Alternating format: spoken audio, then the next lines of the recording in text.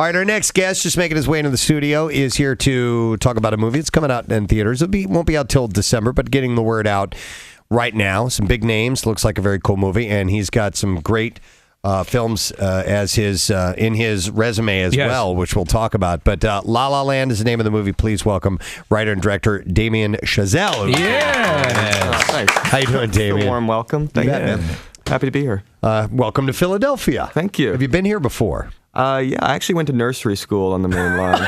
You went to nursery school on the main line? I did. Did you ever get back to reunions? It was yeah, we got the... Where'd you go? We got like the 30-year reunion coming up. Baldwin. Oh, yeah. Sure. Yeah, it's no, a nice... I don't know if they still have the nursery school part of it, because, I mean, it's a prep school for girls, girls, but there was, I swear, a co-ed nursery school. Sure. It wasn't a some like it hot scenario. Yeah. Right. Well, we were just talking about La La Land because it's in the Philadelphia Film Festival, and I know you've been obviously getting accolades, the raves, Rotten Tomatoes. I think it's at a 96% right now.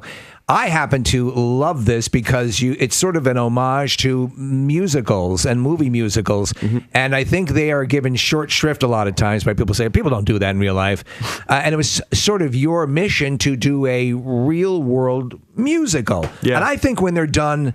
I'm a fan of American in Paris and Singing in the Rain and even Coppola's One from the Heart. Those kind of films, because we turn to music for emotion, and I think you can integrate it and tell an effective story with it if you have the right sort of chops. Yeah. And that's what they're saying about this, which. And I think, correct me if I'm wrong, my elaborate setup here, the difficult thing to me setting out of this, and you're obviously someone who loves this genre, would be to not have it lapse over into parody, right? So how did you achieve that?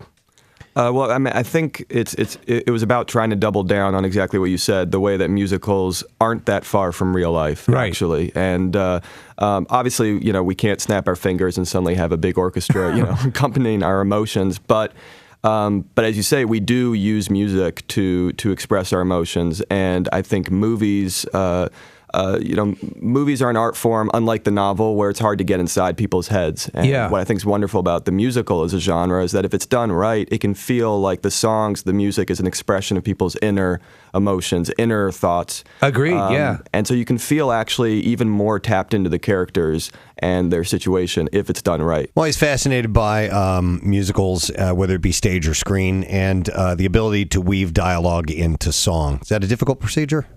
Yeah, but I think it's the key also to like how to make the genre work, because especially in today's day and age, you're always going to have people who cringe when the dialogue suddenly switches to singing. There's that gear shift if you don't sort of set it up properly. But it's also part of the fun. It's part of the challenge. I love the idea of a conversation almost seamlessly segueing into music, into singing, into dancing. But I think it's about a step-by-step process. And if you feel the emotions are justifying the transition, then I think it works. And if you feel like it comes out of completely nowhere, then I think that's when you have a problem. Who do you work with on the music for this film? I went to, it was this guy, Justin Hurwitz, who I went to college with. We were roommates. We played in a band together. I played drums. He played piano in like freshman year, and when our dreams of rock stardom seemed to fizzle away, we turned to movies instead. Yeah, I had those dreams. Preston was a drummer as well. I played. Which is, why I loved Whiplash so much. Oh, thanks. And immediately when the trailer for that film started to surface and the excitement started to bubble, like everybody started texting me and emailing me, man, there's a movie for drummers. You got to see this. You got to check it out. Totally.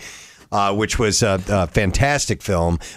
Since you are a drummer, did that come from that part of you, Whiplash? Did that come out of Yeah, I had a relatively tough teacher who was very formative when I was kind of, young and drumming a lot. I got really into jazz drumming thanks to him, and he inspired a lot of passion in me, but he also scared the living bejesus out of me. No kidding. Yeah.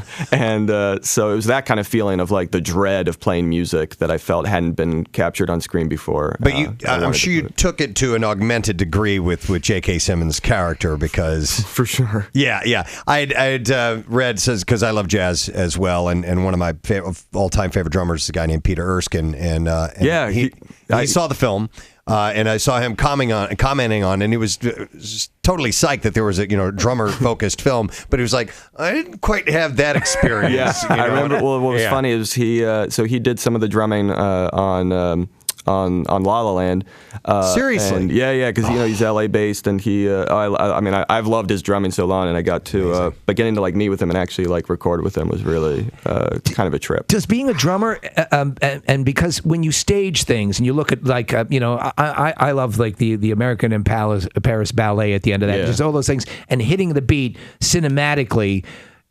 I assume that might help you as a director when you're hitting. They say it's a very syncopated thing, even when directing. And a lot has been made about this big number that takes place on during a rush hour. You shot it actually on an on-ramp. Explain what you did and explain what we'll see, because it seems like virtually impossible, especially with traffic in LA, to pull this off. Yeah, it was. Well, I think we probably made the traffic in LA even worse. Even worse. For those 2 days, because there was this. It's basically an easy pass, off ramp. Right. So we were able to shut that down for Saturday and Sunday, or convince the city to let us shut it down. And yeah, we just filled it with cars and went in and shot. What's supposed to be this kind of. Opening salvo, like sort of big full-fledged musical number off the top that, announces to you at the beginning of the movie what you have in store. And so there are people out dancing on cars, and I understood it took place during a heat wave. The heat wave was not part of my intention. As you're orchestrating, though, as a musician, and a number of musicians have shown chops to be good directors. Do you feel kind of that gives you sort of an innate up? I mean, I hope so. It's less a conscious thing, I guess, and more. I think it's part of the reason probably that I love editing so much. I love the post-production process. I mean, I love shooting too, but there's something about figuring out the rhythm between images once you get your shots together that certainly I think has some echoes in drumming or any kind of music, any kind of rhythm. So I love. This is the third pairing with Emma Stone and Ryan Gosling, right? Mm-hmm. So they have. Did you go for that because you knew they had an instant chemistry? Yeah, and because I actually kind of like this idea of, like in old Hollywood, there used to be these pairs that would recur. You'd see Fred and Ginger, obviously. You'd see Katharine Hepburn and Spencer Tracy, and you'd see some of these people kind of play off their personas as couples. And so I kind of liked that idea with Ryan and Emma of doing a modern variation on that. And Ryan's actually a good singer. I've listened to I don't know if he still has the band. Do you know his band? Yeah, Dead Man's Bones. Yeah, does he still have that band?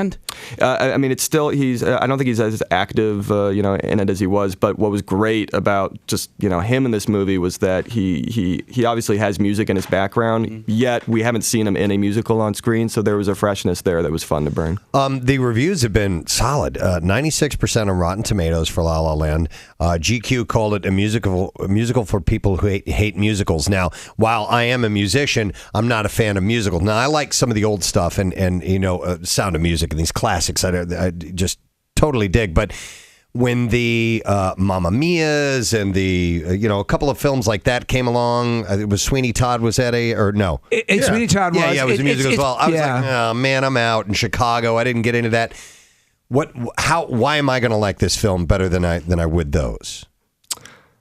If GQ's calling it a musical for people who hate music, you know what I mean? I guess my hope would be that the idea behind this was to try to take the stuff that that I loved and I guess that you loved as well about the older musicals, that sort of pure idea of spectacle and the sugar rush that those old movies give you, but yoke it down to real life today and make it feel contemporary and make it feel like you could actually emotionally justify a number arising out of real life. So the emphasis was on keeping it grounded and keeping it feeling like the city. Well, I tell you what, like I said, the advance word is great. The reviews are looking wonderful, and you got a great track record. So I'm sure it's going to do awesome. So we're glad you could come back to the place of your nursery school. Yes, there you go. Thank you so much. You got it. A text from a bus driver said that the nursery school is still functional there, so you can go back. It's boys and girls. I've been vindicated. Yeah, my reunion could still happen. Damien Chazelle, let's hear it for him, gang. All right, thanks for being here. Thanks, guys. We're going to take a break, and we'll be right back.